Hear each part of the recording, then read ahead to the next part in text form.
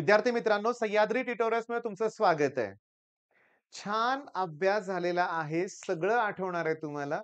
Paper बघितला की खुदकन चेहऱ्यावर हसू येणार आहे. बघा, मी एक कॉमेंट एका मुलानं केलेली तीच वाचतो मी, लक्षात घ्या. म्हणजे काय? काही काळजी करू नका. पेपर सोपा असणार आहे. चेहऱ्यावर आनंद दिसणार आहे तुम्हाला पेपर बघितल्यावर आणि तुमचा पेपर सोपा जाणार आहे. हीच मानसिकता ठेवायची आहे नेहमी, लक्षात घ्या. नेहमी. मी तुम्हाला माझ्या पर्सनल अनुभवावरून सांगतोय. ज्यावेळेस मन शांत असतं ना, कितीही कॉम्प्लिकेटेड प्रॉब्लेम असू दे, सॉल्व्ह होतो. पण तणाव निर्माण केला ना, हे सॉल्व्ह होईल का मला? जमेल का मला?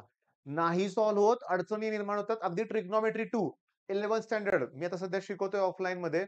जेव्हा डोकं शांत असतं ना, सगळे प्रॉब्लेम सॉल्व्ह होतात बरं का. पण उगाचच मनात ओव्हर थिंकिंग केलं ना, "अरे, अवघड दिसतोय प्रॉब्लेम. अरे, जेईईमध्ये आलेला प्रॉब्लेम आहे." मग मात्र तो अडकतो विनाकारण. मग मला तुम्हाला सांगायचं काय, कळालं का? तुमचा अभ्यास खूप छान झालाय रे बाळांनो. खूप छान झालाय. आपल्याला इंग्लिशचा पेपर देऊन बाहेर आल्यानंतर लगेचच फिजिक्सचा अभ्यास स्टार्ट करायचा आहे. म्हणजे 21 तारखेला बघा, मी तुम्हाला काय सांगतोय. बघा, की 21 तारखेला दुपारी 4 वाजता पहिला व्हिडिओ तुम्हाला मिळणार आहे. ओके. बरं, त्याच्या व्हिडिओमध्ये मी एक टॉपिक करायला सांगितलंय. त्यात न्यूमेरिकल पण मी एक्सप्लेन केलेत आणि तो टॉपिक कंप्लीट करण्यासाठी माझ्या मते तुम्हाला तासभर पण पुष्कळ आहे. पण मी 2 तास वेळ देणार आहे आणि 6 वाजता सेकंड व्हिडिओ तुम्हाला मिळणार आहे. ओके. त्याच्यानंतर 6 नंतर ओके 8 वाजता तुम्हाला तिसरा व्हिडिओ मिळणार आहे. ओके.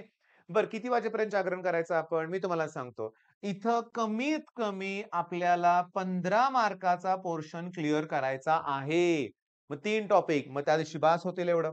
मग 22 तारखेला नेक्स्ट पुन्हा शेड्यूल माझा असणारच आहे बरं का, लक्षात घ्या. बरं, ह्यात मी वेळ घालवणार नाहीये जास्त, कारण काही का असेना इंग्लिशचा अभ्यास करायचाच आहे आपल्याला. ओके. किंवा झालेला आहे, थोडंसं रिवाईज करायचं असेल.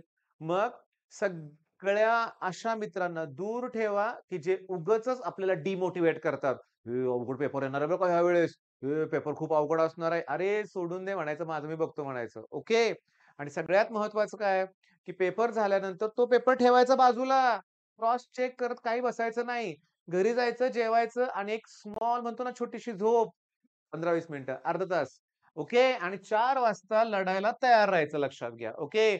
बरं, तुमच्यासाठी मी हे 2 व्हिडिओ तर ऑलरेडी तयार करून ठेवलेले आहेत, 2 ते 3.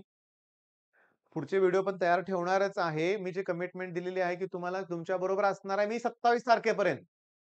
मी दिलेल्या सगळ्या गोष्टी फॉलो करायच्या. अरे, पहिल्या दिवशीच 3-4 टॉपिक फिनिश झाले. 22 तारखेला पुन्हा 4 टॉपिक झाले. 4 टॉपिक म्हणजे जवळ-जवळ माझं 30 मार्काचं टार्गेट आहे. 30 आणि 15 45 मार्क्स 2 दिवसात. पुन्हा 23 तारीख आहे, 24 तारीख आहे, 25 आहे, 26 आहे. रिव्हिजन पण होणार आहे. पुन्हा मी काय करणार आहे, की 100 plus question, okay, 150 plus question असं एकाच व्हिडिओत प्रोव्हाईड करणार आहे, की तुम्हाला ते करावं लागणार आहे. ओके. पण इथं मी तुम्हाला सांगतो, प्लीज बाळांनो, तुम्ही थोडासा विचार करा. हां, YouTubeवर लाईव्ह लेक्चर सुरू असतात.